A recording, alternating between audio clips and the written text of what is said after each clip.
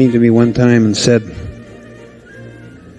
maybe you can help me. I really like this material, but I don't know, the feeling in our marriage just isn't there anymore.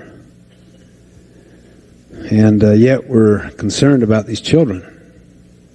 And I said, well, love her. Well, as I indicated, the feeling isn't there. The love just isn't there. Any suggestions? Love her. Well, how do you love when you don't love? Love is a verb. Love the feeling is the fruit of love the verb.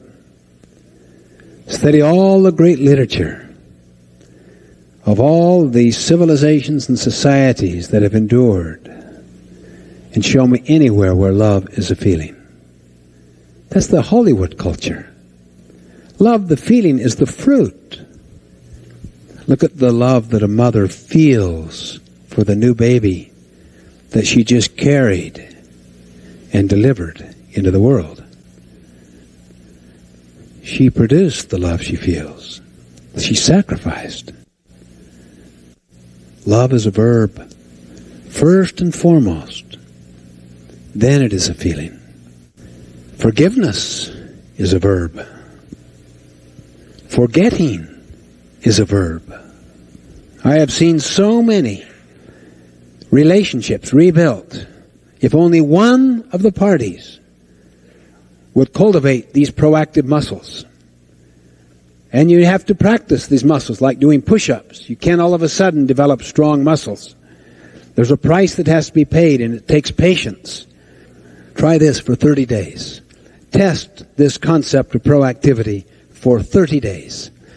Work only on the inner circle for 30 days. Smile about the rest. On any relationship, be a light, not a judge. Be a model, not a critic, for 30 days.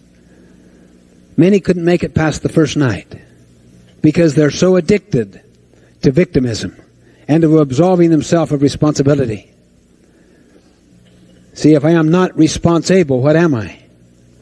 Irresponsible. So it's easier psychologically to say I'm not responsible than to say I'm irresponsible. But then you've denied the vision about yourself, that you have the power to choose your response. For 30 days, say to yourself, anytime I think the problem is out there, that is the problem. This 30-day test will prove to you the pragmatic power of being proactive.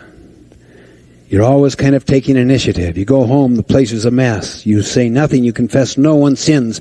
You pick it up, smilingly, cheerfully. And then you have a good visit with the person whose job you just did. And you don't give in, but you don't give up. You're pleasant. I want to listen to you first. What happened? You honor the person. You had the power to choose your response. Just do it for 30 days. 30 days. What is the downside, my friend? One of the initial downsides, they'll question your sincerity. You know, you killing me with kindness and all that. Is this the new thing you learned? Did you attend a parenting seminar? I thought you said that this was a management seminar. Think of the upside. You could become a transition figure in your own family. You know what that means? How many here see tendencies in you you're not happy with? How many see some of those tendencies going into your kids? How many have grandkids and you see some of them going to that generation? How many see some of those tendencies in your parents? Grandparents. I just went through 5 generations. You know what a transition figure is?